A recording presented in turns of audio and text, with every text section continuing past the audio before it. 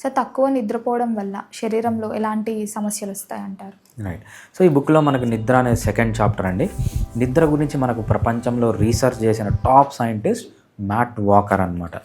ఆయన ఏం చెప్తారంటే, ఆయన స్టేట్మెంట్ ఇస్తారనమాట.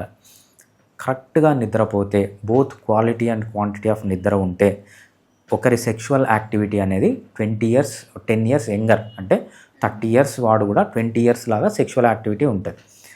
అదే నా నిద్ర సరిగ్గా లేకపోతే వాడి ఏజ్ 30 అయినా 50 ఇయర్స్ సీనియర్ ఎలా ఉంటాడో అలా ఉంటుంది అనమాట రీప్రొడక్టివ్ సిస్టమ్.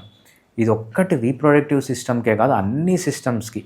మీ హార్ట్ తీసుకున్నా కూడా 20 ఏళ్ళు ఎక్కువ ఏజ్ అయిపోతుంది. మీ బ్రెయిన్ తీసుకున్నా కూడా 20 ఏళ్ళు ఎక్కువ ఏజ్ అయిపోతుంది. మీ డైజెస్టివ్ సిస్టమ్ తీసుకున్నా కూడా 20 ఏళ్ళు ఎక్కువ ఏజ్ అయిపోతుంది నిద్ర సరిగా పోకపోతే. అదే పోతే 20 ఇయర్స్ యంగర్ లాగా పనిచేస్తుంది. నిద్ర అనేది కరెక్ట్గా ఈయన చెప్పింది కరెక్ట్గా ఉంటే మీ ఏ హెల్త్ పారామీటర్ అన్నా తీసుకోండి, పాజిటివ్గా ఎఫెక్ట్ అవుతుంది.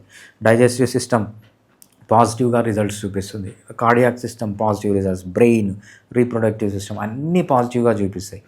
నిద్ర సరిగా లేకపోతే అన్ని సిస్టమ్స్ నెగిటివ్గా చూపిస్తాయి.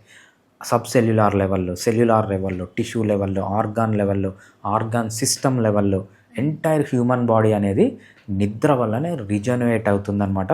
ఆ నిద్ర గురించి మనము ఈ బుక్లో సెకండ్ చాప్టర్లో చెప్పాం.